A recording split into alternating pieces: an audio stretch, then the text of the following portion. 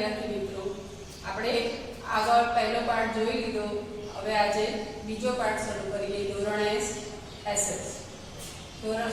SS. બીજા પાઠનું નામ છે આપણી આસપાસ શું. આપણને સ્વાભાવિક રીતે જ એવો પ્રશ્ન થાય કે આપણે જે જમીન ઉપર રહીએ છીએ એ જમીનનું સર્જન કેવી રીતે થયું, અને એવી જ રીતે આપણા પાઠમાં ધ્વનિ નામના છોકરાને પણ એવો પ્રશ્ન થયો કે આ પૃથ્વીનું સર્જન કેવી રીતે થયું. એની જિજ્ઞાસા સંતોષવા માટે એની મમ્મીને પ્રશ્ન પૂછે છે કે જમીનનું સર્જન કેવી રીતે થયું. તો એની મમ્મી એને કહે છે કે સૂર્ય એ આપણે દરરોજ જોઈએ છે, અને એ સૂર્યમાંથી જ આ પૃથ્વી એ અલગ થઈ. અને જ્યારે શરૂઆતમાં એ પૃથ્વી અલગ થઈ ત્યારે માત્ર એ આગનો ગોળો હતો, અને એ આગના ગોળાને સમય જતા એ ઠંડો પડ્યો અને એના તત્વોનું અલગ અલગ ભાગમાં વિભાજન થયું. કેટલાક તત્વો એવા હતા કે જે ઘન સ્વરૂપમાં ફેરવાયા. ઘન સ્વરૂપ એટલે નક્કર સ્વરૂપ.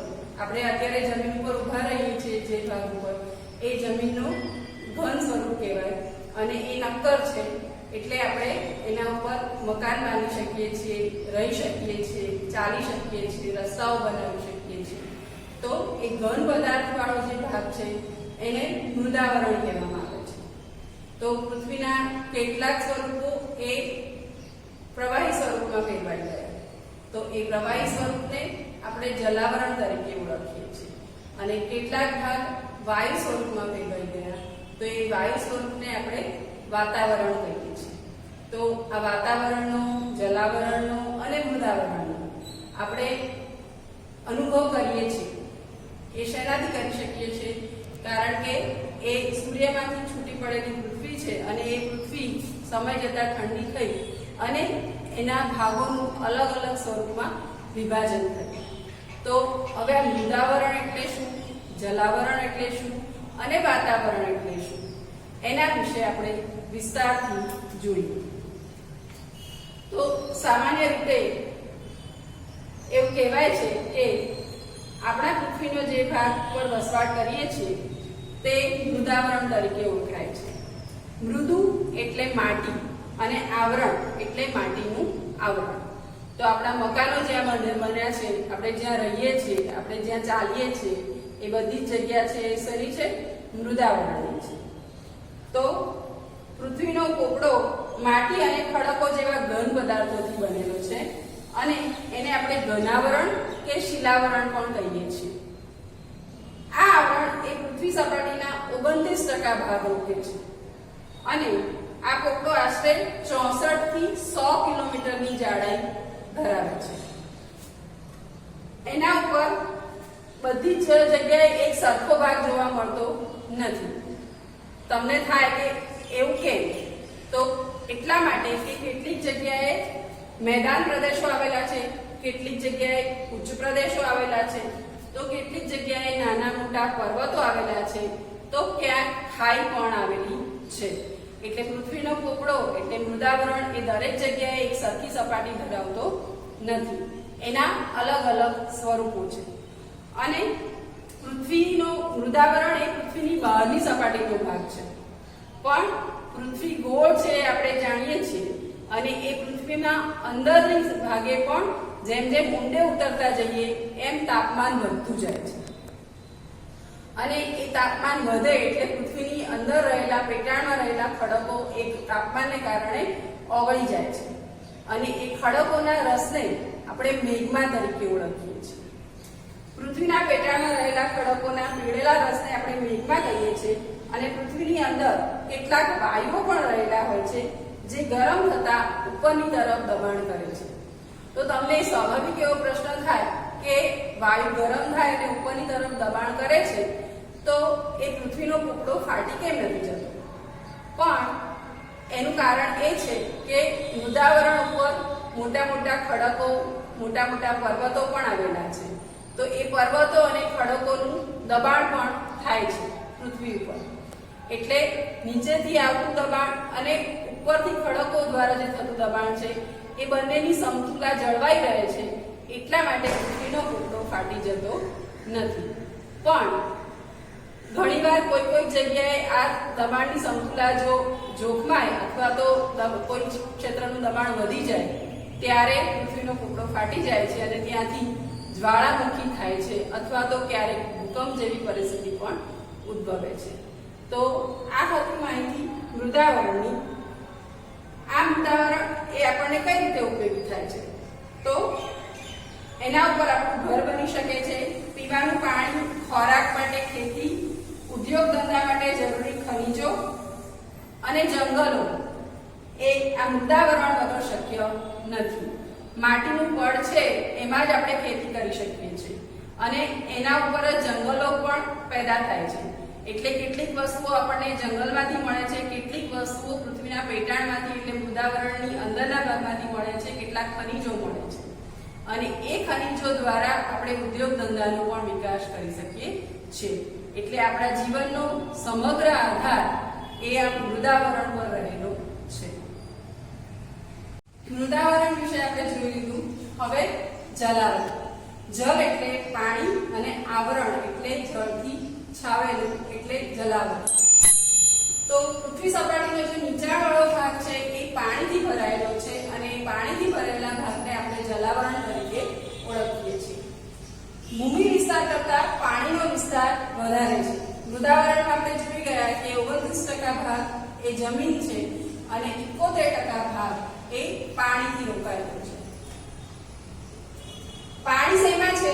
તો પેસિફિક, એટલાન્ટિક, હિંદ અને આર્કટિક આ 4 મહાસાગરો છે અને આ મહાસાગરો એકબીજા સાથે જોડાયેલા છે અને એના કારણે જલાવરણ બને છે. સમુદ્રમાં જલાવરણ છે એક નથી, એ સિવાય પણ ઉપસાગરો, અખાત અને સામુદ્રધુની એમાં પણ પાણી જોવા મળે છે. તો અખાત એટલે શું? તો દરિયા કિનારાનો કેટલો ભાગ એ જમીનમાં અંદર સુધી આવી જાય છે તો એને અખાત કહેવામાં આવે છે. તો ગુજરાતના નકશામાં આ રીતનો ભાગ આપણે જોયો છે. એ કચ્છનો અખાત અને નીચેની સાઈડે ખંભાતનો અખાત, એ રીતે બે અખાતો દેખાય છે. તો અખાતમાં પણ પાણી હોય છે અને સમુદ્રધુનીઓમાં અને ઉપસાગરોમાં પણ પાણી જોવા મળે છે. તો 97% ભાગનું પાણી એ સમુદ્રમાં રોકાયેલું છે. હવે તમને પ્રશ્ન થાય કે સમુદ્રનું પાણી તો ખારું છે તો એ આપણને કઈ રીતે ઉપયોગી થાય? તો એ ખારા પાણીનું બાષ્પીભવન થાય છે સૂર્યના કિરણોને કારણે અને એ બાષ્પીભવન થઈને એ જે વરાળ છે એ વરાળ ઉપર આકાશમાં ચડે છે અને આકાશમાં ગયા પછી વરાળ ઠંડી પડે છે અને એને ઘનીભવનની પ્રક્રિયા કહેવામાં આવે છે. વરાળ ઠંડી પડે એને ઘનીભવન થયું કહેવાય અને એના વાદળા બને છે અને એ વાદળા વરસાદ સ્વરૂપે પાછું નીચે પાણી આપે છે અને જે વરસાદનું પાણી આવે છે એ મીઠું પાણી હોય છે. પણ મીઠું પાણી એ નદીઓ અને તળાવોમાં હોય છે. એ લગભગ 3% જેટલું પાણી હોય છે મીઠું પાણી. એટલે ખારા પાણી કરતા મીઠા પાણીનો જથ્થો ઘણો ઓછો છે. એટલે આપણે પાણીની બચત કરવી જોઈએ, પાણી સંભાળીને વાપરવું જોઈએ તમને કહેવામાં આવે છે. એ કારણ કે આપણા જીવન માટે જે જરૂરી છે એ મીઠું પાણી છે. ખારા પાણીથી બીજું કંઈ થઈ શકે નહીં. પણ મીઠા પાણીના સ્ત્રોત ઓછા છે એટલે આપણે એનો સાચવીને ઉપયોગ કરવો જોઈએ. હવે જે રીતે પૃથ્વી ઉપર નાના મોટા પર્વતો અને ઉચ્ચ પ્રદેશો આવેલા છે એવી જ રીતે મહાસાગરના તળિયામાં પણ નાના મોટા પર્વતો અને ઉચ્ચ પ્રદેશો આવેલા છે. અને જે રીતે પૃથ્વીની ઉપર આપણને જીવસૃષ્ટિ જોવા મળે છે એવી જ રીતે મહાસાગરમાં પણ જીવસૃષ્ટિ હોય છે. અલગ અલગ જળચર પ્રાણીઓની સૃષ્ટિ એમાં પણ આવેલી છે અને એ જળચર સૃષ્ટિઓમાં માછલા જે ઉત્પન્ન થાય છે એ માછલાનો પણ મનુષ્યો ખોરાક તરીકે ઉપયોગ કરી શકતા હોય છે. અને એ સિવાય એમાંથી ઘણી બધી ખનિજો અને બીજા ઉદ્યોગોને લગતા તત્વો પણ આપણને મળે છે. આ રીતે મહાસાગરો પણ આપણા માટે ઉપયોગી છે. એટલે એને સાચવવાની જવાબદારી પણ આપણી છે. વાતાવરણને, મૃદાવરણને અને જલાવરણને જો આપણે સાચવીશું તો આપણા જીવનનું પણ એ રીતે રક્ષણ થશે.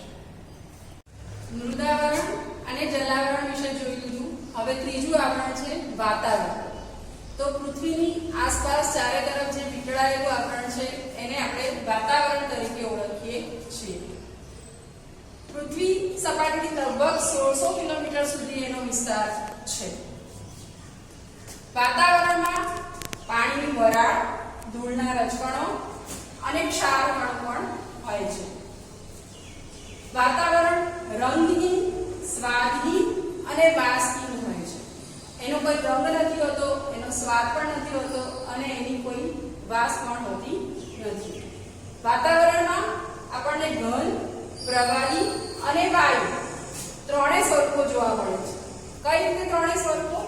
તો ઘન સ્વરૂપ એટલે જે માટીના રજકણો હોય છે એ વાતાવરણમાં ભળેલા હોય છે એ ઘન સ્વરૂપ છે. પ્રવાહી એટલે જે બાષ્પ અથવા ભેજ કહીએ છીએ એ ભેજનું પ્રમાણ હોય છે એ પણ વાતાવરણમાં હોય છે એ પ્રવાહી સ્વરૂપ. અને હવા એ વાયુ સ્વરૂપ. તો વાતાવરણમાં ત્રણેય ભાગનો સમાવેશ થયેલો છે. વાતાવરણમાં રહેલા વાયુઓમાં લગભગ 78% નાઇટ્રોજન હોય છે, 21% ઓક્સિજન હોય છે અને બાકીના 1%માં અન્ય વાયુઓ રહેલા હોય છે. એમાં કાર્બન ડાયોક્સાઇડ એ સૌથી ભારે વાયુ છે. એટલે પૃથ્વીના નીચલા સ્તરમાં એનું પ્રમાણ વધારે હોય છે, ઉપર તરફ જતા એનું પ્રમાણ ઓછું થતું જાય છે. એ સિવાય વાતાવરણમાં ઓઝોન વાયુ પણ રહેલો છે અને આ ઓઝોન વાયુ એ આપણા માટે ખૂબ અગત્યનું કામ કરે છે કે એ સૂર્યના અલ્ટ્રાવાયોલેટ અથવા તો પારજામની કિરણોને પૃથ્વી તરફ આવતા રોકે છે. એટલે સૂર્યના જે જલદપણાથી એ આપણને રક્ષણ આપે છે અને એ ઓઝોન વાયુનું પડ છે એ આપણું રક્ષણ કરે છે. પણ અત્યારે વાતાવરણમાં ફેલાયેલા પ્રદૂષણને કારણે ક્યાંક ક્યાંક આ ઓઝોન વાયુના પડમાં પણ ગાબડા થયેલા છે અને એના કારણે પૃથ્વી પર હવે તાપમાનનું પ્રમાણ વધી ગયું છે. તો એ વાયુના પડના રક્ષણ માટે પણ આપણે પ્રદૂષણ ઓછું કરીએ એ તરફ ધ્યાન આપવું રહ્યું. એ સિવાય જે વાતાવરણમાં પદાર્થો રહેલા છે, રજકણો અને બાષ્પ, એ રજકણો અને બાષ્પને કારણે સૂર્યના કિરણો આપણા સુધી પહોંચે છે. કારણ કે એક રજકણો એ સૂર્યના કિરણોનું પરાવર્તન કરીને પૃથ્વી પર મોકલે છે. એટલે જ્યારે સૂર્યોદય થાય છે ત્યારે અચાનક જ અજવાળું ફેલાઈ જાય છે એવું પણ નથી થતું અને સૂર્યાસ્ત થાય છે ત્યારે અચાનક અંધારું થઈ જાય એવું પણ થતું નથી. એ અંધારું થવાની અને અજવાળું થવાની પ્રક્રિયા ધીમે ધીમે થાય છે. એ આ રજકણોને કારણે જ શક્ય બન્યું છે. તો ઓઝોન વાયુ એ આપણું રક્ષણ કરે છે અને પૃથ્વી પરની જે જીવસૃષ્ટિ છે એ જીવસૃષ્ટિને જીવાડવાનું કામ ઓક્સિજન વાયુ અને નાઇટ્રોજન વાયુ બંનેને કારણે શક્ય બન્યું છે. ઓક્સિજન વાયુ એ આપણને પ્રાણવાયુ આપે છે. જો વાતાવરણમાં ઓક્સિજનનું પ્રમાણ ઘટી જાય તો તરત જ શ્વાસોશ્વાસના પ્રોબ્લેમ થાય અને ગુંગળામણ પણ અનુભવાય. તો ઘણીવાર જ્યારે પ્રદૂષિત જગ્યાઓમાં આપણે જઈએ છીએ ત્યારે આપણને શ્વાસોશ્વાસમાં તકલીફ થાય છે. એનું કારણ જ એ છે કે એમાં કાર્બન ડાયોક્સાઇડનું પ્રમાણ વધી જાય છે અને ઓક્સિજનનું પ્રમાણ ઘટી જાય છે. એટલે ઓક્સિજનનું પ્રમાણ જળવાઈ રહે એના માટે પણ પ્રદૂષણ મુક્ત હવા જરૂરી છે. વાતાવરણમાં મુખ્ય પ્રવાહી ઘટક પાણી છે એ બાષ્પ રહેલો છે અને બાષ્પના ઘનીભવન માટે પણ આ માટીના રજકણો જવાબદાર છે. એ રજકણો એ બાષ્પનું ઘનીભવન એટલે જે પાણીની વરાળ છે એને ઠંડી કરવાનું કામ કરે છે અને એના કારણે જ વાદળ બને છે અને આપણને વરસાદ મળે છે. એ સિવાય કોઈ પણ પ્રદેશના માનવીના ખોરાક, પોશાક અને રહેઠાણ ઉપર પણ વાતાવરણ અસર કરે છે. આપણે જાણીએ છીએ કે શિયાળામાં આપણને ઠંડી લાગે છે એ વખતે આપણે ગરમ વસ્ત્રો પહેરીએ છીએ. ઉનાળામાં ગરમી લાગે છે એ વખતે આપણે સુતરાઉ કપડાં પહેરીએ છીએ અને ચોમાસામાં વરસાદને કારણે છત્રી અને રેનકોટનો ઉપયોગ કરીએ છીએ. એટલું જ નહીં, સાથે સાથે આપણા ખોરાક પર પણ એની અસર થાય છે. વાતાવરણ પ્રમાણે આપણા ખોરાકને પણ આપણે પરિવર્તન લાવીએ છીએ કારણ કે એ આપણા શરીરનું તાપમાન જાળવવા માટે એમાં આપણે ફેરફાર કરવો જરૂરી છે. તો વાતાવરણની આપણા જીવન પર ખૂબ જ અસર છે અને વાતાવરણનું એક બીજું અગત્યનું કાર્ય એ પણ છે કે એ રજકણો એ અવાજનું વહન કરે છે અને એના કારણે આપણે ટીવી જોઈ શકીએ છીએ, દૂરદર્શન જોઈ શકીએ છીએ, રેડિયો સાંભળી શકીએ છીએ અને મોબાઈલ પર વાતચીત પણ કરી શકીએ છીએ, કારણ કે એ ધ્વનિનું વહન કરે છે. આમ વાતાવરણ એ આપણા જીવન સાથે અભિન્ન રીતે સંકળાયેલું છે અને વાતાવરણ એ આપણું રક્ષણ કરે છે, એટલે આપણે પણ વાતાવરણનું રક્ષણ કરવું જોઈએ. આપણે આપણી આસપાસ શું એમાં સૌર પરિવાર, મૃદાવરણ અને જલાવરણ વિશે શીખ્યા. હવે વાતાવરણ વિશે પણ શીખ્યા અને હવે જીવાવરણ. જીવાવરણ એટલે આપણે પૃથ્વી પર વનસ્પતિઓ, પ્રાણીઓ, મનુષ્યો અને અલગ અલગ જીવજંતુઓ એનો સમાવેશ જીવાવરણમાં થાય છે. સૌર પરિવારમાં એક જ ગ્રહ એવો છે પૃથ્વી કે જેના ઉપર આ જીવસૃષ્ટિ જન્મી છે અને એનો વિકાસ થયો છે. આ સિવાય આવું વાતાવરણ બીજા કોઈ ગ્રહ પર જોવા મળતું નથી. જીવાવરણમાં વનસ્પતિ, પ્રાણીઓ અને જીવસૃષ્ટિનો સમાવેશ થાય છે. જીવાવરણને બે ભાગમાં વહેંચવામાં આવે છે, એક જૈવિક અને એક અજૈવિક. હવે જૈવિક એટલે શું અને અજૈવિક એટલે શું? તો મૃદાવરણ, વાતાવરણ, જલાવરણનો સમાવેશ એ અજૈવિકમાં થાય છે, જ્યારે વનસ્પતિ, પ્રાણી અને જીવજંતુ એનો સમાવેશ જૈવિકમાં થાય છે. તો જીવાવરણમાં આ બંને પ્રકાર જોવા મળે છે, જૈવિક અને અજૈવિક. પણ માણસ પોતાના વિકાસ માટે અલગ અલગ કાર્યો કરે છે, અલગ અલગ પ્રવૃત્તિઓ કરે છે અને એ પ્રવૃત્તિઓ કરવામાં જાણે અજાણે ક્યાંક ને ક્યાંક આ ત્રણેય આવરણને નુકસાન પહોંચાડે છે. માણસ ઉદ્યોગ ધંધા કરવા ઈચ્છે છે, માણસ વધારે પ્રવૃત્તિ કરવા અને વિકાસ કરવા ઈચ્છે છે, તો ઘણીવાર પાણી મેળવવા માટે અથવા ખનિજો મેળવવા માટે પૃથ્વીમાં ઊંડે સુધી ખોદકામનું કામ કરે છે અને એ ખોદકામ કરવાને કારણે એ મૃદાવરણને નુકસાન પહોંચાડે છે. વધારે પડતું ખોદકામ કરવાથી અને ખનિજો કાઢવાને કારણે પૃથ્વીની સમતુલા જોખમાય છે અને એ સમતુલા જોખમાય છે એટલે જ ભૂકંપ અને જ્વાળામુખી જેવા વિનાશક તત્વોનું સર્જન પણ થાય છે. તો મૃદાવરણ પર આ રીતે નુકસાન પહોંચાડે છે, સાથે સાથે ગામડા અને શહેરની જે પણ કંઈ અશુદ્ધિઓ છે એ અને ઉદ્યોગ ધંધામાં જે પણ પાણી વાપરવામાં આવે એ દૂષિત થયેલું પાણી એ આ જળાશયોમાં ઠાલવવામાં આવે છે. એના કારણે જલાવરણને પણ નુકસાન પહોંચે છે અને એ ઉદ્યોગ ધંધાનું કેમિકલ વાળું પાણી એ દરિયામાં જાય છે અથવા તો જહાજમાંથી જે તેલ ઢોળાયું હોય છે, ખનિજ તેલ, એ તેલ પણ પાણીમાં ભળે છે. એના કારણે જે દરિયાની જીવસૃષ્ટિ છે એને પણ નુકસાન થાય છે. દરિયાના માછલાઓ અને બીજી જીવસૃષ્ટિ પણ મૃત્યુ પામે છે અને ઘણીવાર આપણે જોઈએ છીએ કે ઢગલે ઢગલા માછલાઓ એ મરી જાય છે અને એ મરી જવાને કારણે, એના સડાને કારણે પણ જલાવરણને નુકસાન થાય છે.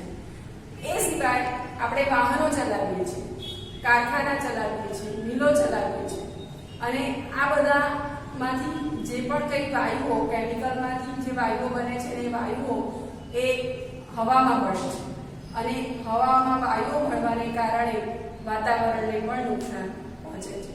તો મનુષ્ય પોતાની પ્રવૃત્તિઓ દ્વારા વધારે ને વધારે વાતાવરણનું, જલાવરણનું અને મૃદાવરણનું નુકસાન કરે છે.